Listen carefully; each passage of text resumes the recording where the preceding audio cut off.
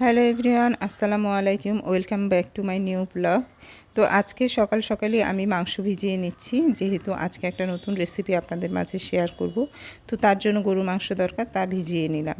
তারপর দিন চলে গেলাম আমি বারান্দায়। আজকে করলাগুলো কেটে ফেলবো। তো মেয়েরা খুবই এক্সাইটেড, তারা ঝুড়ি টুড়ি নিয়ে হাতে রেডি। তো এই তো কেচি দিয়ে করলাগুলো কাটছে গাছ থেকে।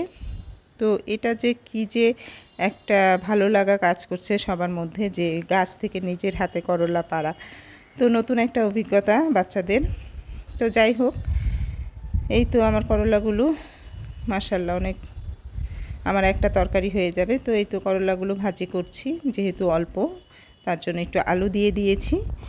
তো দেন কাটা শেষ করে সুন্দর করে ধুয়ে পেঁয়াজও কেটে নিলাম।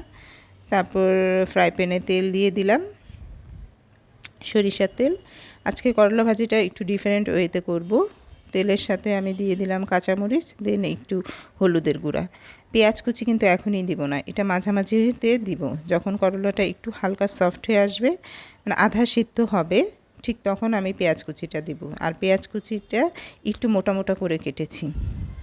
আর এইভাবে ভাজি করে খেলে খুবই টেস্ট হয়।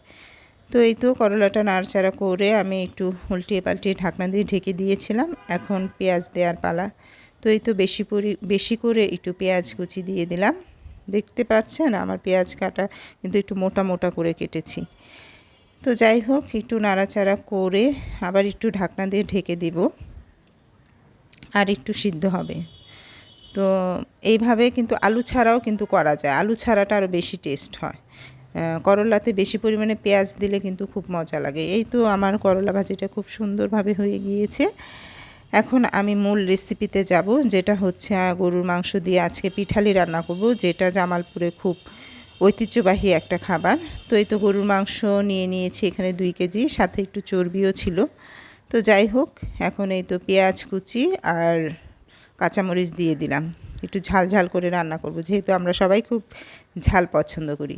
দেন আমি মশলা দিয়ে দিব, আদা রসুনের পেস্ট, তারপরে গুঁড়া মশলাগুলো, জিরার গুঁড়া, হলুদের গুঁড়া, মরিচের গুঁড়া, লবণ, আর গরম মশলা দিয়ে দিচ্ছি, লং, এলাচ, সাদা এলাচ, দারচিনি আর গোলমরিচ। এগুলো দিয়ে সরিষা তেল দিয়ে হাতে মাখিয়ে নেব। 3-4 মিনিট এটা সুন্দর করে হাতে মাখাবো। যত বেশি মাখাবেন তত বেশি টেস্ট, তত বেশি ফ্লেভারফুল হবে।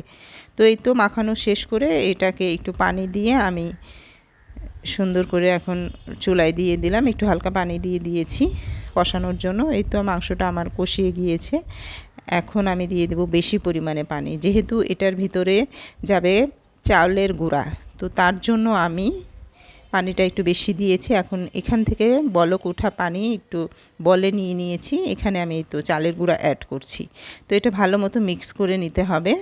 দেন ওই গরুর মাংসর যে তরকারিটা ওইটার ভিতরে ঢেলে দিতে হবে।